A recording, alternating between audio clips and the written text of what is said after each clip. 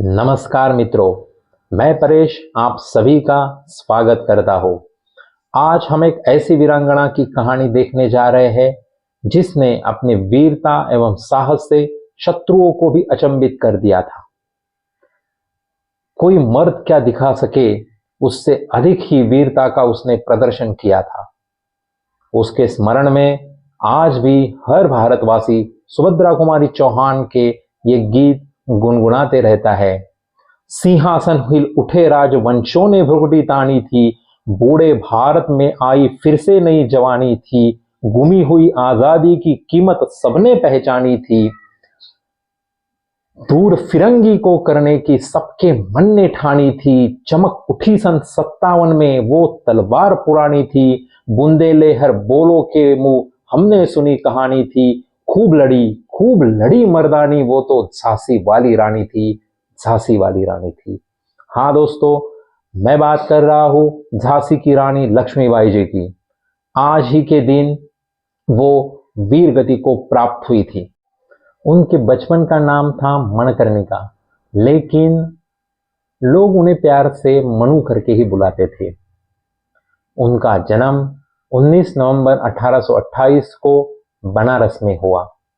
उनके पिता का नाम मोरोपंत तांबे एवं मां का नाम भागीरथीबाई था।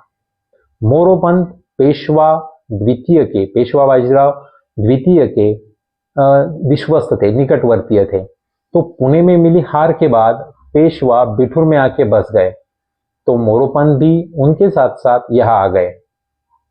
पेशवा मनु को प्यार से छबीली करके बुलाते थे। कहते हैं ना, जन्म के साथ ही नियति तय हो जाती है, वैसे ही मनु के साथ भी हुआ। उसकी उम्र के चौथे पांचवें साल में ही भागीरथीबाई स्वर्ग सिधार गई। बिन मां के मनु का मोरोपंत ने बड़े प्रेम और अनुशासन से संभाल किया, पालन किया, लेकिन संघर्ष जैसे मनु को जन्म से ही मिला था। मनु नाना साहेब व तात्या टोपे के साथ विद्यार्जन के साथ साथ ही घोड़सवारी, तीरंदाजी और तलवारबाजी भी खेलती थी। व्यापारी बनकर आए और धीरे धीरे संपूर्ण हिंदुस्तान में सत्ताधीश होने वाले ईस्ट इंडिया कंपनी यानी कि ब्रिटिशों के खिलाफ स्वतंत्रता के लिए संपूर्ण हिंदुस्तान वासियों में, भारतवासियों में एक ज्वाला झुलस रही थी। उनके खिलाफ एक ज्वाला झुलस रही थी।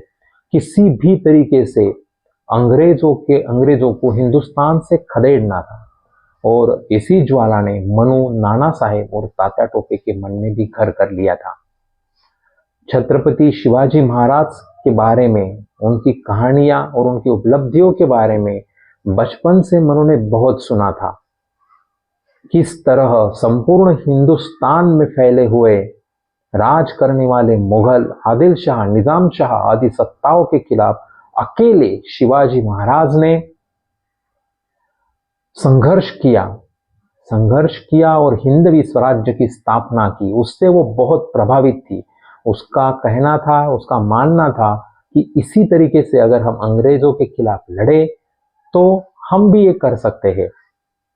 शायद किसी एक में छत्रपति शिवाजी महाराज जितनी क्षमता और साहस ना हो, पर अगर हम सब मिलकर लड़ेंगे तो ये संभव है, ऐसा उसका कहना था। 1942 में मनु की शादी झांसी के महाराज गंगाधर राव पंत नेवालकर के साथ हो गई। मोरोपंत जी की मनु, पेशवा जी की छबीली अब झांसी की रानी बन चुकी थी। उनका नाम रख दिया गया लक्ष्मीबाई। अंग्रेजों ने संस्थान खालसा करने के लिए बड़ी चालाकी से एक नियम जारी करवा दिया। उन्होंने इस नियम में कह दिया कि जिस भी संस्थान के राजा की खुद की संतान, खुद का पुत्र ना हो, वो संस्थान जो है वो अंग्रेजों में मिल जाएगा, अंग्रेजों की सत्ता में मिल जाएगा, उस पर अंग्रेजों का राज हो जाएगा। अब कुछ दिनों बाद हुआ क्या कि रानी लक्ष्मीबाई को संतान हुई, एक पुत्र हुआ। उस वजह से अंग्रेजों के पैरों तले से जमीन खिसक गई। उन्होंने फंद फितूरी से पैसे देकर, रिश्वत देकर लोगों को खरीदा और किसी भी तरीके से उन्होंने लक्ष्मीबाई के पुत्र दामोदर राव की हत्या करवाई। कुछ दिनों बाद गंगाधर राव जो झांसी के महाराज है वो भी स्वर्ग सिधार गए, उनकी भी मृत्यु हो गई। अंग्रेजों का मकसद कामयाब हो गया था। उन्होंने झांसी एक खत भेज दिया और उन्होंने कहा कि अभी जो नियम है उस नियमों के तहत झांसी को अंग्रेजों को सौंपी जाए, झांसी जो है अंग्रेजों को सौंपी जाए। लेकिन रानी लक्ष्मीबाई ने साफ मना कर दिया। उन्होंने कहा मैं मेरी झांसी नहीं दूंगी। अंग्रेजों के खिलाफ जो एक ज्वाला थी, एक जो विरोध था मनु के मन में, लक्ष्मीबाई के मन में, वह बारूद बन चुका था और उसे केवल एक चिंगारी की आवश्यकता थी। भविष्य का धोखा जानकर रानी ने झांसी की स्त्रियों को भी पढ़ने के लिए प्रवृत्त किया। पढ़ाई के साथ साथ उन्होंने उन्हें तलवारबाजी और तीरंदाजी, घोड़सवारी जैसे भी उसमें भी पारंगत किया, वो भी उन्होंने सिखाया। सभी जानते थे कि एक साथ अगर ब्रिटिशों के खिलाफ सशस्त्र क्रांति उठाव किया जाए तो हिंदुस्तान भाग छोड़कर चले जाएंगे। इसीलिए 1857 की तिथि निश्चित करनी थी, पर उससे पहले ही अंग्रेजों ने झांसी पर धावा बोल दिया। लेकिन रानी भी हार मानने वालों में से नहीं थी। उन्होंने बहुत दिनों तक किले की रक्षा की। किला हाथ नहीं आ रहा है ऐसा देख अंग्रेजों ने भेद तंत्र का उपयोग किया।